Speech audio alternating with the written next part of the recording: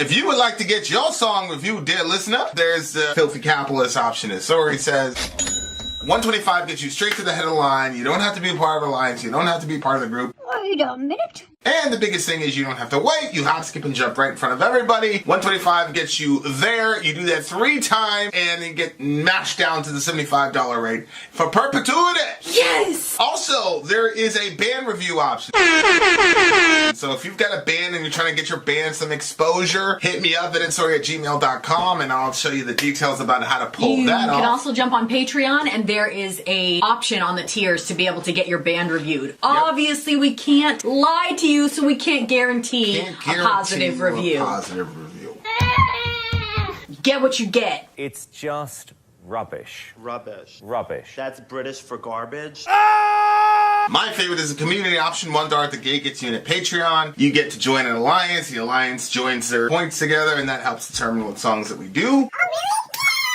The alliances hang out on Discord. Message me on Patreon to get the link. And they do all kinds of other cool things. They do Minecraft, Dungeons and Dragons. Yeah. It's really a community within the community. Anybody can go in the village, facebook.com/Sori. There's 160,000+ people on the channel. What's cool about the Discord is that it offers a real opportunity for community connection, friendship, that type of thing. And it's on Discord, so if you're not a Facebook person, it's for you. You start off at $1. Right. Plus you get exclusives. Sori and I are working on a song. So the first 15 seconds of that was on Patreon. Also, at $15 tier and above, when we actually debut the video, they're going to be there live with us. There you are, dear listener. Buy merch. Buy merch indeed. It's Salita. To buy our merch. Yes, dear listener. Yes, dear listener. Yes, dear listener. We out here. Hey, Archero, stay safe, buddy. We were out here with the, I'm going to create my bracket tonight, you loser. Okay, guys. All right. Up next on this Insomnium stream for DJ Ben. Oh, this is really interesting. I read this brief from Germany about couples experiment where they said couples who dislike the same things last longer than those who like the same things. That's interesting. That is interesting. All right, so... Wait. Where they said couples who dislike the same things last longer. Oh. Than couples who like the same thing. That's interesting. Really interesting. That is interesting. Okay, up next in the Insomnium stream is the Reticent. The Reticent. All right, let's check it out. All right, guys, the Reticent, Insomnium, you know what it is. Vin and Sori, you also know what it is. The big homie Ben, let's do this shit. Song number 2, the Reticent, let's go. Somebody asked, what do you two dislike? Yeah. I don't really know. I've not... that's probably a good night conversation. I agree. Yes, we are.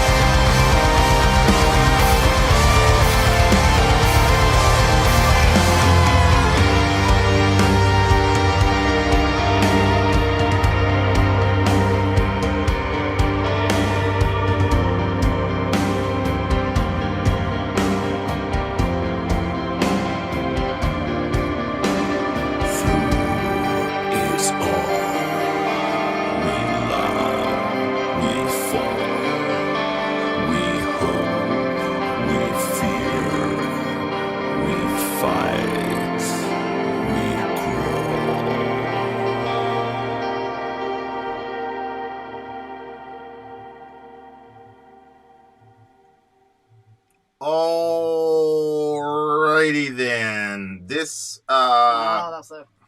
Okay, so in the track, this comes right after the song we just reviewed. Doesn't sound like he's So I think handling the situation very well. It's going rough. Well, he keeps saying we, so I feel like it looks like there's still a shot that they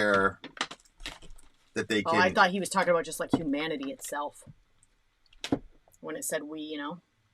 Yeah, that's possible. But considering he just, you know, the previous song was about Shorty and their breakup, I don't know. Do we like rock from the 1970s? You know, before this channel, I would have said absolutely not. But we've got this guy. I don't know if his name's Revo. And so, like, he does these streams where they're like we did like 1974. Part 1. There's this band called they're going to get released over the next couple of days. Those are being edited. Yeah, I've got so much work on playlisting to do, but like Revo has like, so if you want to like check out 1970s rock, we've done a significant amount of streams that have been devoted to the 1970s. So definitely check that out. All right. So what do you think's going on here? Well, I mean, if you stack it on the other one, it kind of sounds like too much. Codependence is like an interesting thing. It can kind of creep up on you before you realize it's like happening, and then before you know it, like you're just like completely engulfed in it. And it kind of seems to me that might have been what was happening with him, but at the same time, like I don't necessarily think that you have to be like an overly codependent person to be, you know, busted up when a breakup happens. Well, that's the thing. It's like if you're not busted up when a breakup happened, then what the hell were you doing? Yeah. Like that's what I'm like. Yeah. Like there's all this stuff. I'm like, yeah, but like practically, like yeah, like on a human level. Well, it was when he said my sense of self. That's where I was like, because your sense of self, you should have a sense of self. But I do think that your sense of self is sort of connected with other people. I mean, in the beginning of the stream, they were like, there must be a name where they can combine our two names together to make one name, you know? Like, there is a sense of, like, you're you and I'm me. And I don't think that I'm, like, super good at like, letting those lines be those lines. I'm growing in it. It's something that I'm really, like, at this stage of my life, really trying to put the focus on. Because when each person can be themselves, but you're still together, then you get to see different parts of the person and experience different things about them. So, what were you gonna say something? No, I'm that breath. Like I thought your words were coming. Not yet. I think like for me, like I understand that it was connected to the other one, the other song, but it really I think captures like a certain point like that I hit personally, like where it's describing this. Like it's not like, you know, the mind is racing, lost train of thought, eyes unfocused, tired of this world. These walls will collapse, wash out to the sea. I can't see the rest of the lyrics and my computer is dead. So, I keep losing track of time. Like when I was not in a very healthy spot, like I think that I'm doing better now. And the only reason I think that I'm doing better now is because, I got really serious about my relationship with God and like, intentionality is very, very important. Like I got to the point where I was like, this is my only hope. This is my only saving grace is that God actually comes through on me for this. And so when he says I kept losing, so it reminded me of that, like losing track of time. I was really losing track of time. And that I keep falling deeper into the hole, disconnected, all alone. Like I was feeling like that. Like I know I have a family and that probably sounds crazy to people. Like how can you feel alone when you have that many kids, you have a husband, you have a whole channel and stuff. But I think it's the same thing as, his name slips my mind right now. Peterson? No. Nirvana. Kurt Cobain? Yeah, like he had, like what he thought that he wanted was, you know, like the band, the money or whatever. But when he got it, like after he was lonely and he was just sitting in his place, it wasn't a good time for him. And for me, like I always wanted, like family was like a big thing for me. Even as a kid, like I came from a family, but I wanted like really strong, like family ties that were like very loyal and stuff. And I have that. I have all of the things that I ever wanted. But still I found myself feeling like I was just like falling deeper into a hole. And it was weird because I started thinking about, I remember people saying to me, do, you know, like why am I forgetting these words? You know, like in space, like they're talking about the black holes. Yeah. Mm-hmm. And people would say like, what about these black holes? Like, don't those scare you? And it was funny to me. Like, no, black holes don't scare me. What? And, I started to get to a point where like even the black holes were something that like the concept of a black hole, like something that sucks you in and never stops, but like you're just like suspended in there and there's like no end but no beginning and it's just darkness. Like it was like it was like terrifying to me. But like I said, I'm in a different place now, and the Psalms have been like crazy for me. I've been reading the Psalms like crazy. I feel like when you're like super thirsty and you just can't stop drinking water. It's like that. Like I keep reading them, and I'm reading Psalm 139, and like he says some crazy things in there. Like if I do this, like you're gonna be with me. Like anywhere he goes or whatever he does, like God is going there with him. And like those verses helped me with the like black. And I know that probably sounds crazy because when the person said it to me, it sounded crazy. Like, what do you mean you're afraid of a black hole? Like you've never even seen a black hole? Like what? We've only heard about them.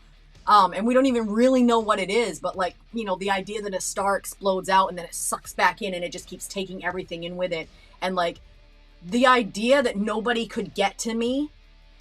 And like before being with Vinny, I was always afraid of like something bad happening, somebody like taking me off and you can't get away, you can't get safe, like all of the like fearful things like that. So I was always on guard. Once I got with Vinny, I wasn't on guard anymore because I have Vinny, and I always feel like if somebody tries to do something, Vinny's gonna be there. But the black hole concept, you can't get me. Like, who's gonna beat a black hole? Like, I mean, I know that I thought maybe you could beat Michael Jordan in basketball, but you can't bring me out of a black hole. So I was like, but that was where like it was like, okay, there became like this separation. Like, okay, Vinny is here. Like, I love Vinny, and we. You know, we have what we have together, but there are some things Vinny can't save me. He's not my savior. Like, he's my husband, but he's not my savior. And like that was Psalm 139 was just really big for me because I was like, okay, if I dwell in the uttermost parts of the earth, even there you will be with me. Like God is with me everywhere that I go, and it doesn't matter what, you know, like the concepts of like the end of the world or, you know, like the platform idea of like, what if like all this world is a projection. And but like David said, if like basically the mountains crash into the sea and all these different things happen, like it doesn't matter, like God is going to sustain him or God's going to be there with him. And that was so big for me. And I had heard those verses a bunch of times before. I've heard them all my life, but they meant something different to me in this point in my life. And so, yeah, so when I'm reading this and like I see where he's at, like I remember being in that spot, and it was not a good time. And I never ever want to go back to that place. Like it was very, very, very dark for me. So yeah, but yeah, so it was a pretty interesting song because I do think that, you know, it's kind of probably connected to the breakup situation. But at the same time, like, I don't know, it was crazy and all. Yeah, it seems like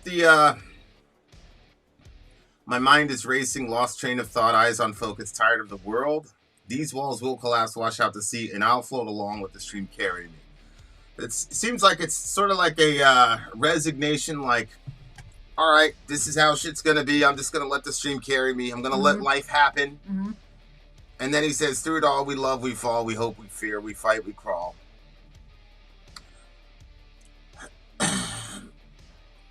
There's a whole bunch of... There's like an entire genre of philosophy that I listen to a lot that I never talk about because I think it would be irresponsible to talk about. I got into that too for a while.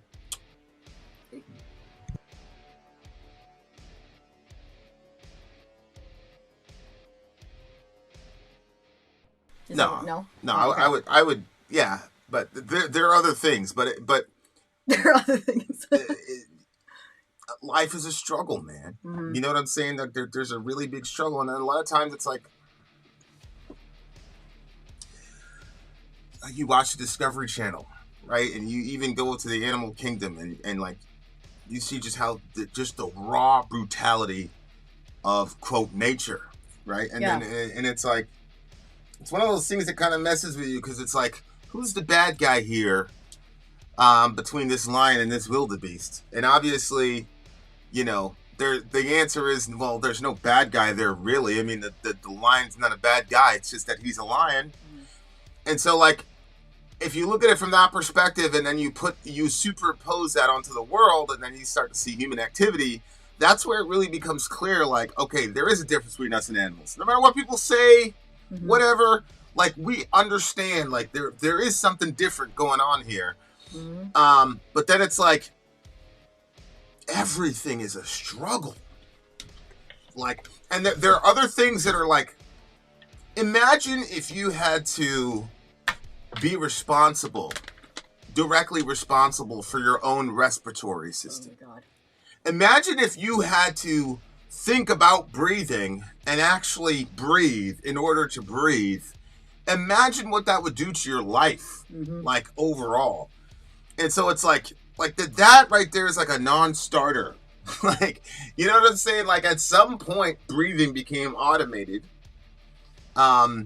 Because you can see from a natural selection perspective where being preoccupied with breathing would make it hard for you to escape from your enemies. It would also be hard for you to hunt. It would be hard for you to gather. It'd be hard for you to reproduce. And so people, the folks that need to think to breathe would obviously die out, and the people that don't need to think to breathe would not. But I'm like, well, wait a second. How did we get there, though? Yeah. So the point of the whole thing is, like, everything in life is a struggle. Even something as basic as breathing is a struggle. And the reason I'm saying that is because if we were responsible for that, cognitively responsible for something as basic as breathing, it would take up our entire life. So, like, that to me like has such a crazy, like, heartbeat, same concept. That's what I was literally right thinking. Like, the heart's I'm beating, like, between the heart and the lungs, it's over with. yeah. And so it's like everything is such a struggle. I've witnessed, you know, a decent amount of childbirths, and I'm like, here's the intro into the world. You have to struggle, you know, and that's why, like, in political environments, people are like, I have to struggle to exist. You know, it's like everybody has to struggle to exist, man. Like, how did you get here? Yeah. You got here through a struggle to exist. You know what I'm saying? Like, and like, when your parents were making you, imagine if they had to worry about their breathing, their heartbeat, and all that shit while your parents were making you. Like, the shit is just like, so you gotta understand that, and when you understand that, then it puts a different perspective on a lot of things, man, because it's like, okay, there's one way to look at life. I'm not gonna mention the philosopher, but it's just one philosopher's basically storytelling of time is time is the space between one struggle to another. So that's how he characterized existence, is just struggle. So yeah, it's a very interesting thing. And then you have some people that are like, I'm gonna take advantage, I'm gonna live life, and I'm gonna get on top of this shit. Then you have other people that are like, yeah, I'm just gonna let the shit carry me. And at some level, you know, it's like the Proverbs at the end of the day. It says that a sick dog is better than a dead lion. So it's like, all right, man, like, this one guy is giving up, but he's happy. And this other guy is like, I'm going to rah, but he's miserable. And they're both going to go to the same place. So this shit is not as easy or whatever as people think it is. Living is pretty difficult. This is interesting. So over here, right there, where does he say he's just gonna let the water take him? Well, he says right here, right wash there. Out to the sea, Right, I'll float along and let the stream carry me. Right, but then he says, we fight, we crawl. Like, those two concepts. It's interesting because I think that there's a way to let the river take you that's unhealthy, and you don't move anywhere. Like, you don't grow as a person. You just everything is just like, life is just assaulting you.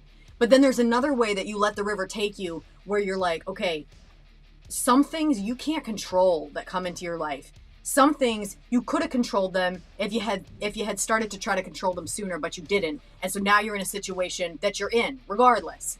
So you have to make decisions to like accept certain things, while at the same time, like, there is a time and there is a space where you're gonna have to fight, and there's a space where you're gonna have to crawl. Like, to me, the concept of crawling is there's like a giving up sort of like, but if you're still crawling, you're still trying to move forward. And I think that's part of it too. Like, it's, you know, I had nights. So for me, like, when it got the darkest that it got for me, like, I know when it's the darkest for me, I need somebody to pray for me. So there was one time I came in, I'm like, Vinny, pray for me. And so he prayed for me. And then, you know, there were other times where, you know, I told Hell about this, where I Googled, like, literally Googled people to pray for me. And there's like, you know, they have like suicide hotlines, like they have like prayer people that will like send you a prayer over text, or they'll call you or whatever. And I did that quite a few times, like when it was really, really bad. But for me, that was like, okay, like that's like where they like hook up the IV. I don't want to live by an IV. I want to be alive, and I want to be able to thrive where I'm at. So like there's decisions that we all have to make to like better our lives. And like, for me, there was certain things that I was like, I cannot ever X, Y, and Z thing again. Like, no matter how bad things gets, no matter how bad whatever gets, like this and this and this is never going to be a thing that I'm going to do again. And it doesn't mean like maybe never for the rest of my life, but at least for this season, like for a season, like I'm putting certain things aside because I'm trying to get to a certain goal. And I like the concept of saying the crawling thing, because sometimes like, see, like a crawl is still going forward.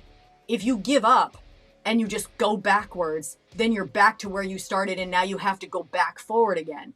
But if you're still crawling and you're still saying, okay, well, it's a little bit, and maybe it's desperate looking, and maybe it's like messy, maybe you're skinning up your knees and elbows or whatever, but you're still trying to move forward, like still I want to try to move forward.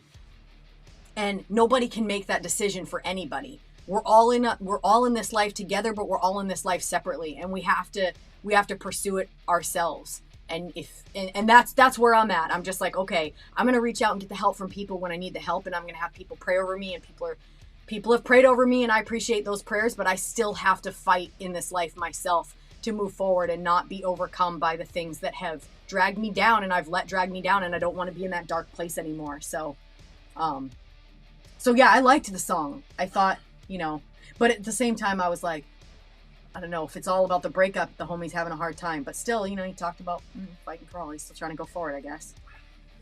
Hell says, if God supposedly created everything, why not make humans without illness? Just 70 to 80 years of lifespan and no suffering, at least from the body. And there's a lot of ways to answer that. There is. The most basic way to answer that is to say that illness and things like that came about as a result of a consequence of sin. The Eastern Orthodox people are going to say this is God's mercy to you, that if we couldn't die, and if entropy couldn't take effect into us, then we would essentially be like demons, which would mean that we would be eternally wicked people. I think at the surface level that might satisfy people, maybe on the Eastern side. Their mindset's a little bit different, but that wouldn't really be satisfactory for me. The only thing I would say, though, would be like, there are certain aspects about life. I'll say it this way. There are certain goods that cannot be attained unless there is suffering. Mm-hmm. So, for example, if I say, I love X and Y, Z person because they're completely loyal, right? Most of the time, the term loyalty doesn't really get bandied about unless there was some sort of conflict in which it would have been better for me to abandon you than to stay with you, but I stayed with you, and so we call that loyalty. Well, you cannot have loyalty in a situation where everything is good. But we all value loyalty as a major good. But that would be a form of a good that you could not experience were it not for some sort of conflict which would be some form of evil. That goes a long way. I mean, I hate this example, but like Lance Armstrong would be another one. The guy gets cancer, blah, blah, blah. And then millions of people are inspired by the comeback story. And we all know that there is an addendum to the comeback story, which is, you know, he used performance enhancing drugs or whatever. But in that interim, Lance Armstrong provided a good, which is perseverance, which is, again, we all look at perseverance as something good, but perseverance cannot be demonstrated unless there's some sort of strain on literally the body.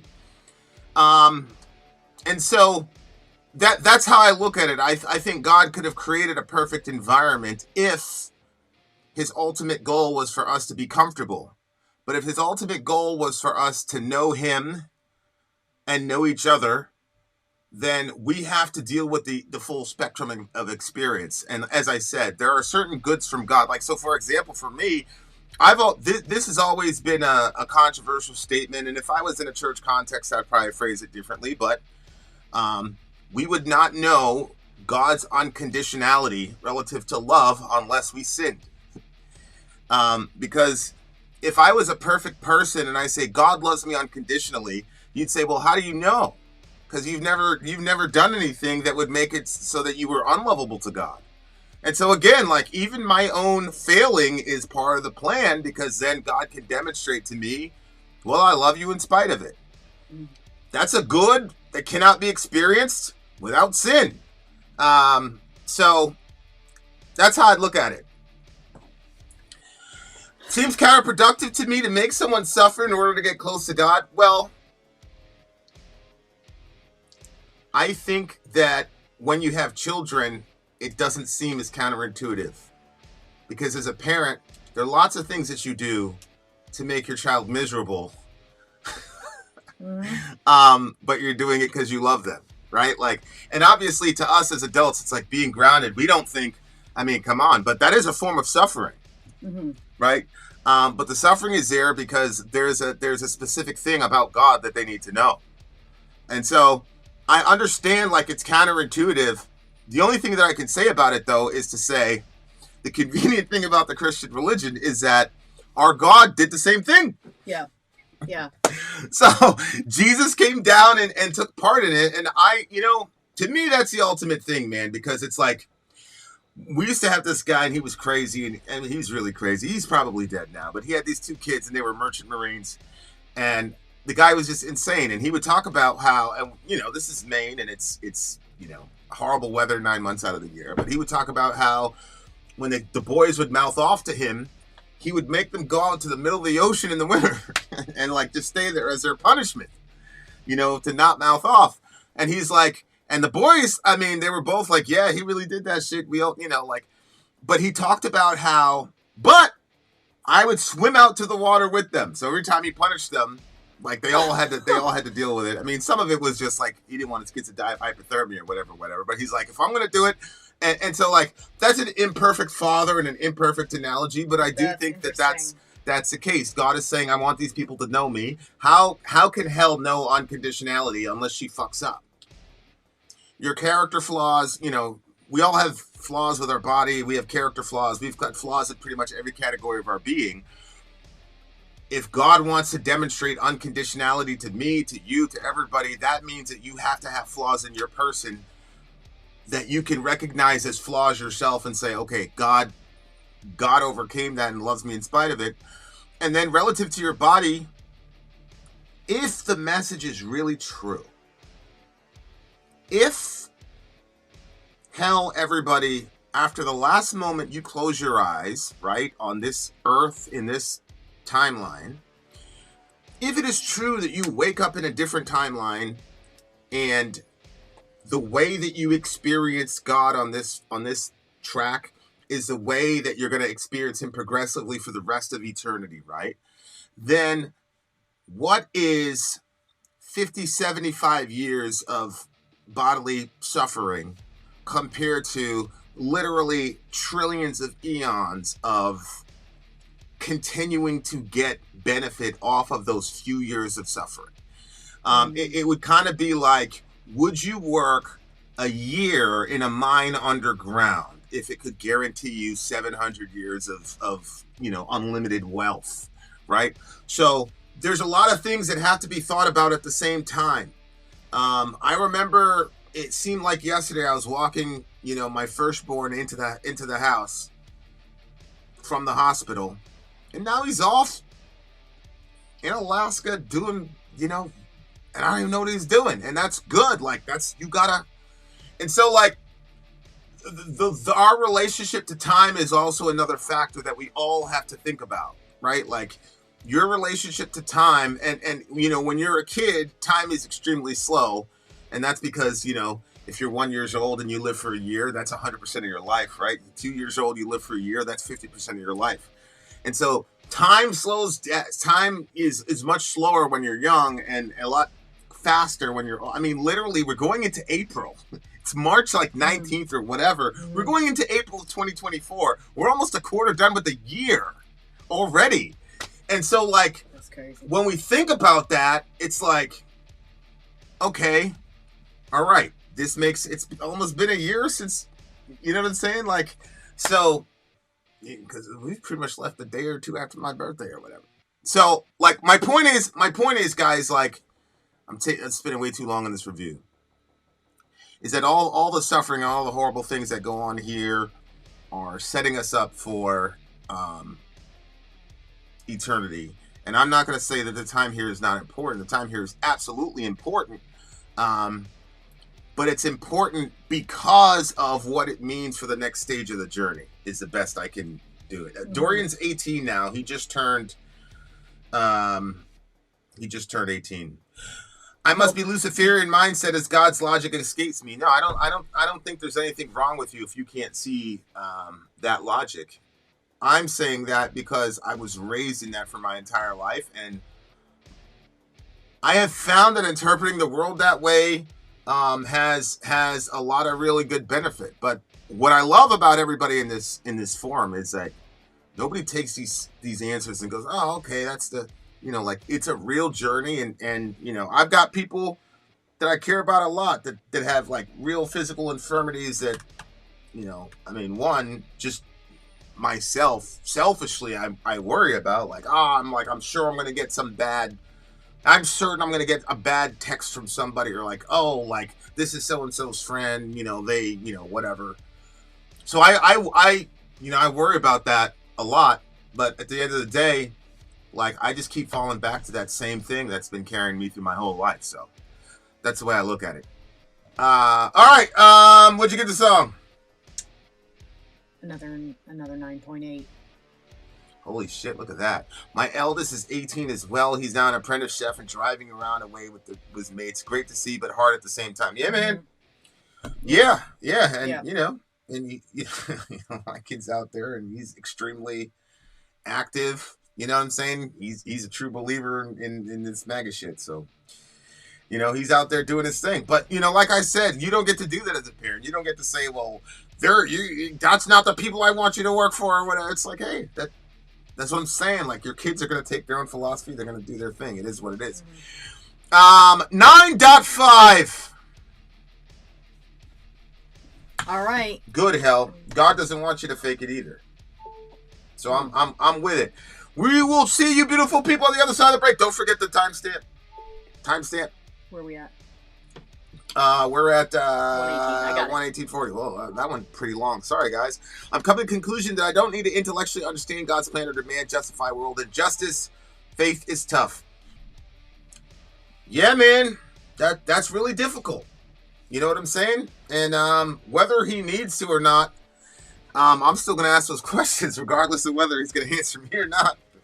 Because that's just where I'm at. You know what I'm saying?